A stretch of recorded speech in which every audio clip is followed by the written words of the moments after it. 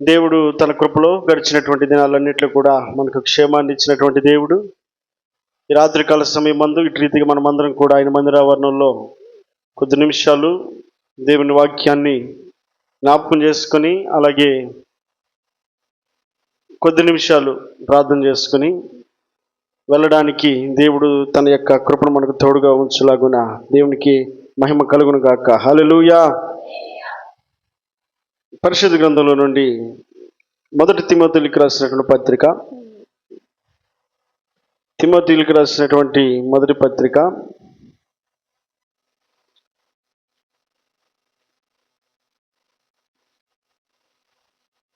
2వ అధ్యాయము 1-2 వచనాలు. మనము సంపూర్ణ భక్తియు మాన్యతయు కలిగి నెమ్మదిగాను సుఖముగాను బ్రతుకు నిమిత్తము అన్నిటికంటే ముఖ్యముగా మనుషులందరి కొరకును రాజుల కొరకును అధికారులందరి కొరకును విజ్ఞాపనలను ప్రార్థనలను యాచనలను కృతజ్ఞతాస్తుతులను చేయవలనని హెచ్చరించుచున్నాను. చాలండి. ప్రత్యేకించి ఈ దినాన మనం దైవజనులు ప్రకటించిన రీతిగా ఒక ప్రత్యేకమైనటువంటి విజ్ఞాపన కూడికను ప్రతి 3వ శనివారం రోజున మనం ఏర్పాటు చేసుకోవాలని ఈ మొట్టమొదటి శనివారం రోజున మనం ప్రారంభిస్తూ ఉన్నాం. దేవుని వాక్యం సెలవిస్తూ ఉంది, విజ్ఞాపన అనంటే మన గురించి కాక ఇతరుల గురించి చేసే ప్రార్థనే విజ్ఞాపన. ఇతరుల క్షేమం కోసం, ఇతరుల నెమ్మది కోసం, ఇతరులకు ఉన్న స్థితిగతులను మనకు తెలిసినప్పుడు మనం ఇతరుల కోసం చేసే ప్రార్థన ఏదైతే ఉందో దానిని విజ్ఞాపన అని అంటారు. కాబట్టి దేవుని వాక్యం సెలవిస్తూ ఉంది, మనము సంపూర్ణ భక్తియు మాన్యతయు కలిగి నెమ్మదిగాను సుఖముగాను బ్రతుకు నిమిత్తము. విజ్ఞాపన అనేటువంటి ఈ ప్రార్థన ఏదైతే ఉందో వాక్యం సెలవిస్తూ ఉన్న విధంగా మనం ఆలోచన చేస్తే ఈ విజ్ఞాపన అనేదట సంపూర్ణ భక్తి కనపరుస్తుంది. మనలో సంపూర్ణ భక్తిని కనపరుస్తుంది. మన కొరకు మనమే ప్రార్థన చేసుకుంటే అది సంపూర్ణ భక్తి కాదట. మనము ఇతరుల కొరకు చేసే ప్రార్థన ఏదైతే ఉందో, మనం దేశం కోసం చేసే ప్రార్థన ఏదైతే ఉందో, మన ఇరుగు పొరుగు వారి కొరకు చేసే ప్రార్థన ఏదైతే ఉందో, మనకు మనంగా చేసిన ప్రార్థన, రెండవది ఇతరుల కోసం చేసే ప్రార్థన ఏదైతే ఉందో, ఈ రెండు కలిస్తేనే సంపూర్ణమైనటువంటి భక్తి చేసిన వారు అవుతాం.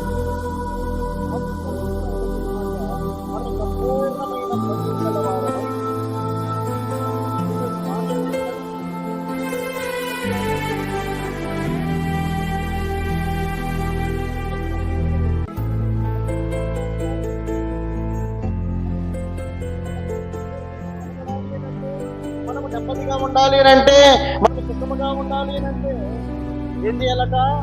విజ్ఞాపన చేయాలట. విజ్ఞాపన. దేవా, ఈరోజు నాకు క్షేమం ఇచ్చావు, నీకు కొందనాలయ్యా అని పునుకోవటం కాదు. ఏం చేయాలి? కష్టంలో ఉన్న వారి కొరకు, బాధలో ఉన్న వారి కొరకు, సమస్యలో ఉన్న వారి కొరకు మనకు తెలిసింది, వాళ్ళు చెప్పలేదుగా అని అనుకోవడానికి లేదు. మనకు తెలిసింది కాబట్టి, మన చెవును పడింది కాబట్టి ఇతరుల యొక్క బాధ మనము కూడా గుర్తిరిగి దాని కొరకు చేసే ప్రార్థన ఏదైతే ఉందో ఆ ప్రార్థన మన జీవితాలకు సంపూర్ణమైనటువంటి భక్తిని కనపరుస్తుంది. అంత మాత్రమే కాకుండా ఏమని? నెమ్మదిగాను సుఖముగాను. అదండి, మనం నెమ్మదిగా సుఖంగా బ్రతకాలి అంటే మన ప్రక్క వారిని కూడా మనం జ్ఞాపకం చేసుకోవాలి ప్రార్థనలో. మన ఇరుగు పొరుగు వారిని కూడా మనం జ్ఞాపకం చేసుకోవాలి ప్రార్థనలో. ఇలా ప్రార్థన చేయగలిగినప్పుడు మనము నెమ్మదిగా సుఖంగా మనం జీవించగలుగుతాం. కాబట్టి ఎవరెవరి కొరకు చేయాలట? 2వ వచనం అంటాడు, రాజుల కొరకును అధికారులందరి కొరకును విజ్ఞాపనములను ప్రార్థనలను. చాలండి. రాజుల కొరకును అధికారుల కొరకును, అలాగే మనకి సేవ చేస్తున్న వారు ఎవరైతే ఉన్నారో, మన కొరకు ప్రయాసపడుతున్న వారు ఎవరైతే ఉన్నారో, వారందరి కొరకు మనం ప్రార్థన చేయాల్సినటువంటి వారమై ఉన్నాం. మన దేశంలో ఉన్నటువంటి వారి కొరకే కావచ్చు, మన రాష్ట్రంలో ఉన్నటువంటి నాయకుల కొరకే కావచ్చు, మనకు తెలిసినటువంటి వారు ఎవరైతే ఉన్నారో వారందరి కొరకు కూడా మనం చేసే ప్రార్థన ఏదైతే ఉందో అది మన సంపూర్ణమైన భక్తిని కనపరుస్తుంది. వాళ్ళకి సుఖముగాను నెమ్మదిగాను ఉండటానికి కారణం అవుతుంది మనం చేసే ప్రార్థన.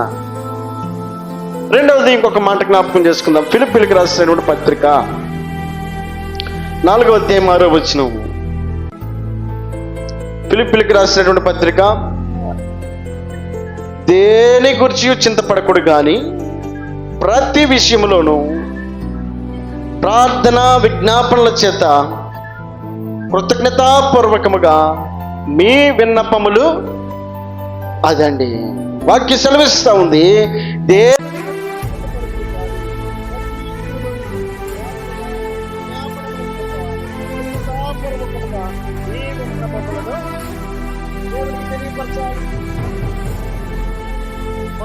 పరిస్థితులు ఏమయ్యాయో ఆ పరిస్థితులన్నిటినీ కూడా, తిరిగి పొరుగునున్న పరిస్థితులన్నిటినీ కూడా మన విజ్ఞాపన ద్వారా అక్కడ ప్రార్థన చేయాలంటున్నాడు. రెండోది విజ్ఞాపన చేయాలంటున్నాడు. ప్రార్థన అంటేనేమో మన కొరకు మనం చేసుకునేది, విజ్ఞాపన అంటేనేమో ఇతరుల కొరకు చేసేది.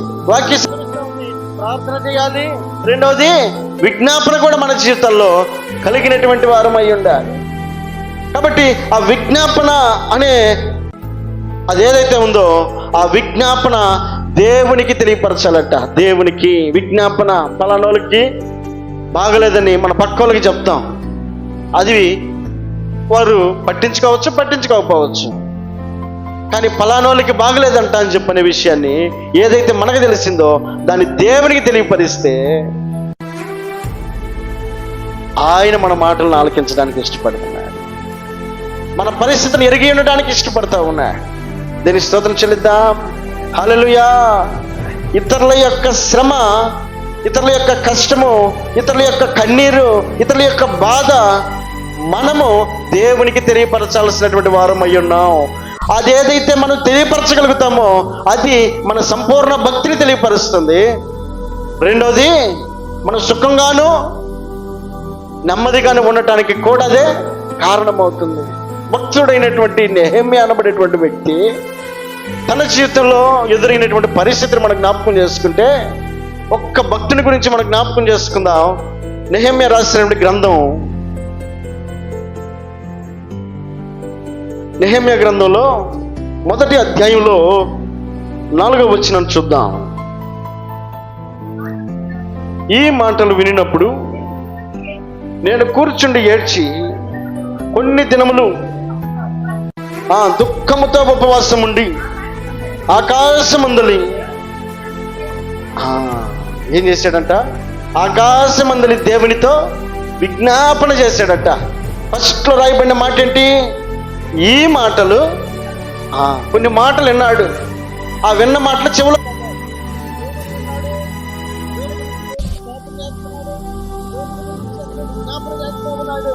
ఎప్పుడైతే ఈ మాటలు తన చెవిని పడ్డాయో, ఏ మాటలవి? మొట్టమొదటి వచనం చదువుదాం.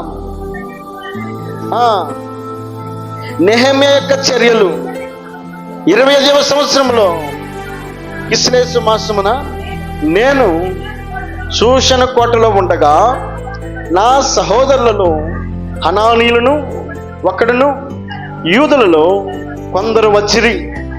చెరపట్టబడిన శేషంలో తప్పించుకుని యూదులను గూర్చియు యెరూషలేమును గూర్చియు నేను వారిని అడుగగా వారు చెరపెట్టబడిన వాళ్ళు శేషించిన వారు ఆ దేశంలో బహుగా శ్రమను నిందను పొందుచున్నారు.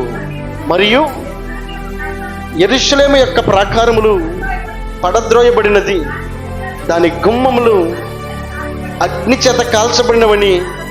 అదండి ఏమన్నాడంట? అతడు నివసిస్తున్నటువంటి స్వస్థలం ఏదైతే ఉందో ఆ యెరూషలేము అనబడేటువంటి ప్రాంతంలో ఆ మందిరము యొక్క గోడలు కూల్చివేయబడ్డాయి. అలాగే అక్కడ ఉన్నటువంటి ఆ యొక్క ద్వారబంధాలన్నీ కూడా కాల్చివేయబడ్డాయి. అక్కడ ఉన్నటువంటి ప్రజలందరినీ కూడా చెరపట్టుకొని, శత్రువు అయినటువంటి రాజులు చెరపట్టుకొని తీసుకుని వెళ్ళి బబులోనులో పెట్టేశారు. ఈ మాట విన్నాడట. ఇప్పుడు ఎక్కడున్నాడు ఇతను? రాజు అయినటువంటి అర్థహశస్త అనబడేటువంటి రాజు దగ్గర అతడు ఉన్నాడు. ఉండి అతను మంచి ఉద్యోగం చేస్తూ ఉన్నాడు. అతడు రాజుకు గిన్నె అందించేటువంటి పని చేస్తూ ఉన్నాడు. అంటే రాజు దగ్గర ఒక పిఏ పోస్ట్ చేస్తూ ఉన్నాడు. అతను పర్సనల్ యొక్క పనులన్నీ కూడా చూసుకునేటువంటి వ్యక్తిగా కనబడతా ఉన్నాడు. ఇలాంటి ఉద్యోగంలో ఉన్నటువంటి ఈ నెహెమ్యా అనబడేటువంటి వ్యక్తికి ఏ డోకా లేదు, ఏ కష్టం లేదు, ఏ బాధ లేదు, ఏ కన్నీరు లేదు. రాజు దగ్గరే, రాజు పక్కనే నిలబడేటువంటి పోస్ట్ అది.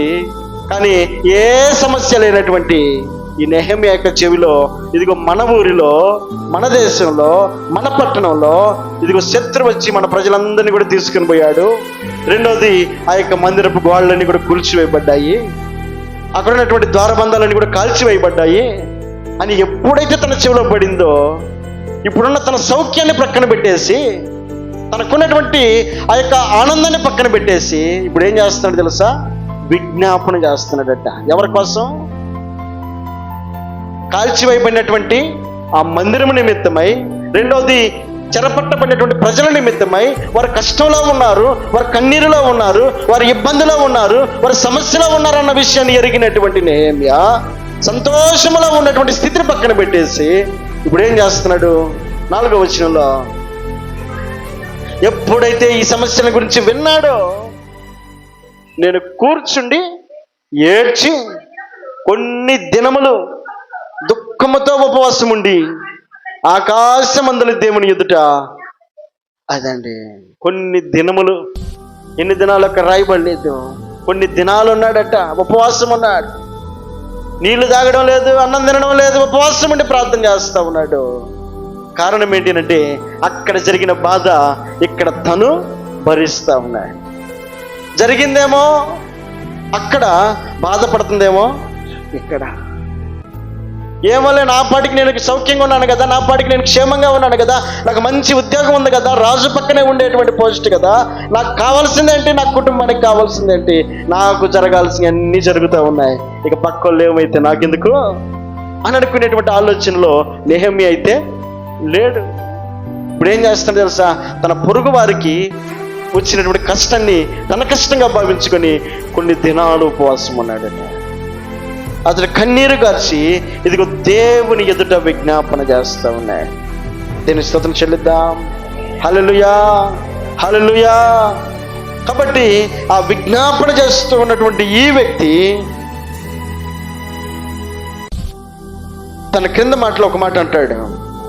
ఎట్లనగా, ఆకాశమందున దేవా యెహోవా, భయంకరుడమైన గొప్ప దేవా, నిన్ను ప్రేమించి నీ ఆజ్ఞలను అనుసరించి నడుచు వారిని కటాక్షించి వారితో నిబంధనను స్థిరపరచువాడా, నీ చెవియొగ్గి నీ నేత్రములు తెరిచి నీ సన్నిధిని దివారాత్రము చదువు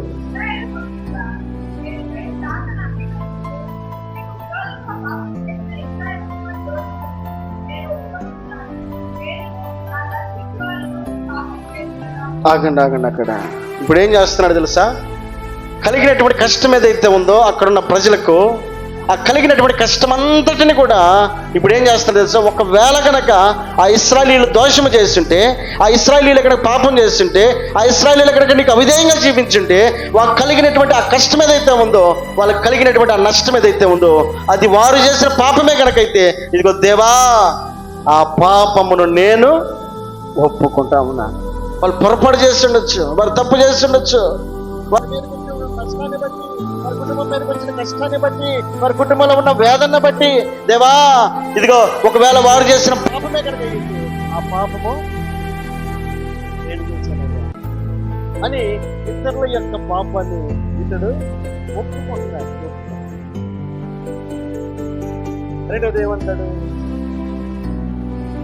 నేనును నా తండ్రి ఇంటి వారు పాపము, ఇదిగో నేను మాత్రం ఒప్పుకోవడం కాదు, ఇది నా తండ్రి ఇంటి వారు కూడా.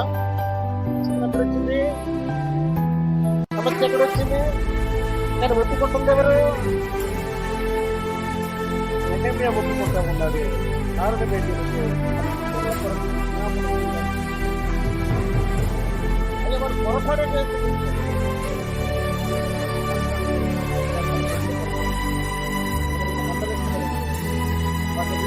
మనం చెప్తాం, క్షమాపణ చెప్తాం.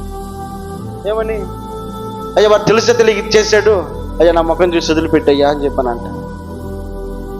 అంటే అంతా కూడా ఎవరి మీద వేసుకున్నాం? మన మీద వేసుకుంటా ఉన్నాం. బిడ్డలను విడుదల కలుగు చేయాలని, బిడ్డలకు నెమ్మది కలుగు చేయాలని.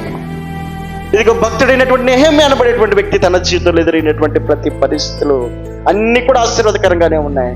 కానీ ఇదిగో పాపము చేసిన వారు ఇశ్రాయేలీయులు అయితే నేను పాపం చేశానయ్యా అని ఒప్పుకుంటా ఉన్నాడు.